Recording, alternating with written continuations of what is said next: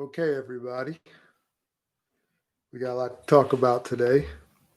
Talking about the Baltimore Ravens versus the Washington football team. Now, I finally had a day to digest everything and think about everything I wanted to say on the stream. Um, you know, it was a good game if you're a Ravens fan. We won. Um, we won big, double digits. But what I want to talk about in this review is the fact that we know what tier we are. We are clearly a tier below the Chiefs. We're clearly a tier above most of the league. We have more than enough to make the playoffs. We have enough to become the first or second seed in the AFC, depending on what happens with the Chiefs. Just some observations right off the top that I noticed about the Ravens. One big thing I think a lot of us in the community already know is that we really need a pass rush. Matt Judon had two sacks yesterday, but he was unblocked for both. That's really not good enough. We need a new number one pass rusher. The problem with the Ravens is that we perform well enough in the regular season to always draft at least in the 20s or maybe the teens. I mean, there was that one year where we got Ronnie Stanley where we had a really bad injury-plagued year. But besides that, we're too good to pick in the top 10 where all the real pass rushers are. In fact, to be honest, if you really want to think about elite pass rushing, the last guy we got at that level was Terrell Suggs. And so that was a long time ago, guys. Other than that, we had the bypass rush. We had to be creative with the blitz, going through the Rex Ryan years and, all the different coordinators that we've had. We've always had to, blitz and send, more than just, the front guys. And that's a credit to the fact that we always do pretty well in the regular season and into the playoffs. What we have right now is a very unique opportunity, actually, to get better. And a couple areas I want to think about besides the pass rush is our wide receiving core. So Hollywood Brown. Let's talk about Hollywood Brown. One of my favorite new Ravens. I think he's awesome. I think he's fast. He's got the right attitude. He's got that dog in him. Not quite the 5'9" Steve Smith level dog, but he's got that dog in him that you need if you're going to play that position at that size. Now, with Hollywood Brown, if you watch him, you notice that he avoids contact, which I understand. It's a career move. It's a good thing to avoid contact at some level. But when I look at him challenging number one corners, what you start to notice is that he's just not strong enough yet to handle like man-to-man coverage, right? So like he can get jammed at the line, and he can go down pretty easily with one contact. And it's not lost on the Ravens. Eric DeCosta, we all heard he tried to trade for DeAndre Hopkins, which would have been awesome if we would have got him as a number one receiver. There's a couple other options out there I'll discuss in future videos that we could potentially trade for this season that will make a lot of sense.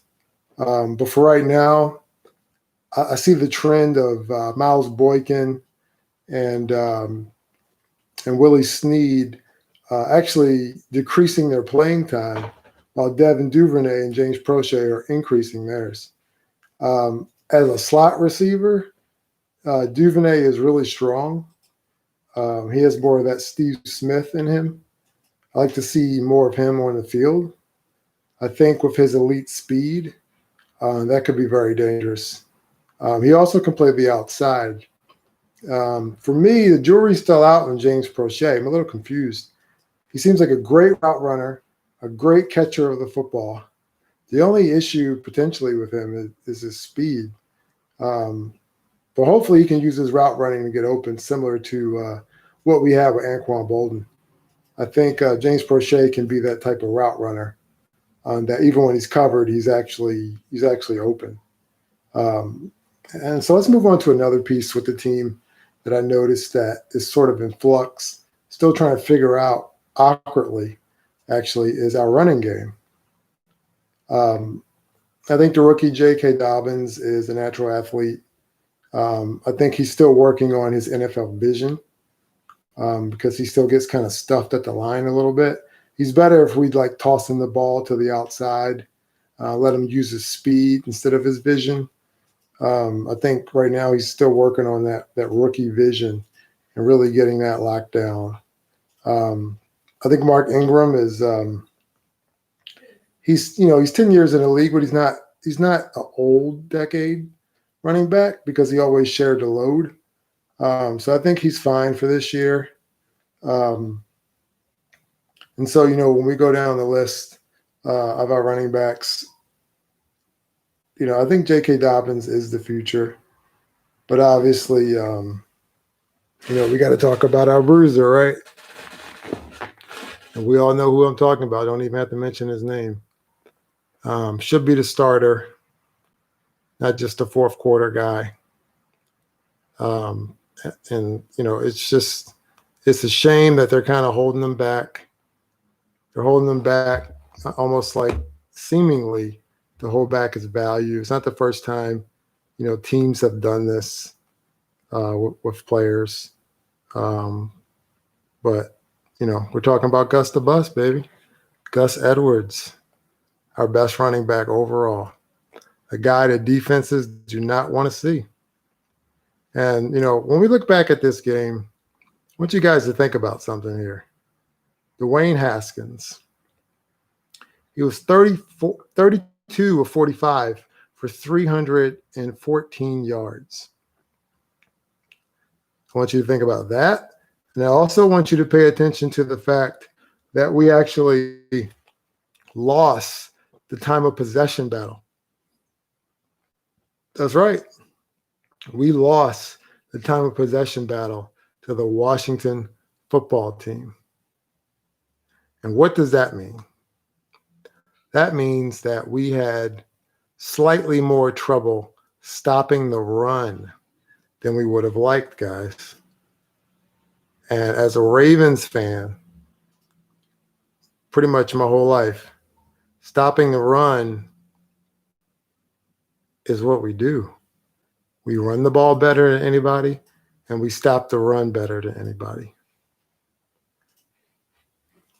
So as we think about this team going forward, we're clearly about maybe a half a step less than what we were in 2019. We were the best regular season team in the league in 2019. But one thing I want you guys to think about as we go forward is our schedule. Now, we take for granted that the Ravens are just going to beat every single team besides the Kansas City Chiefs. But this year could be a little bit more challenging. When you think about our schedule coming up, everything before the bye should be an absolute win going forward. So next week we face the Cincinnati Bengals. We're at home. We're at M&T Bank Stadium. Should be easy. Should be good to go. Going against Joe Burrow, rookie quarterback, first overall pick, just got his first win. We finally, after he's been in the league forever and had many injuries, we finally should be able to cover A.J. Green. But I expect the Ravens to win big against the Bengals. Again, just another business game, just like the Washington football team game was. A business game that we should win. The week after that, we face the Philadelphia Eagles. Now, we'll be in Philly. It'll be a little bit more challenging, but again, a game that we should win. Carson Wentz is really not playing that well. The team in general is just bombarded by injuries.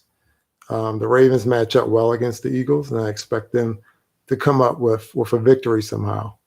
Now, we have a bye week after that. Obviously, everybody knows about the Steelers and the Titans and what happened with those guys with the COVID issues. But after that bye week, we have the Steelers. Steelers are undefeated, guys. And yes, we beat the Steelers last year. But if I remember correctly, Ben Roethlisberger was out for most of the year, and he missed those games. Now, after that, we have the Colts.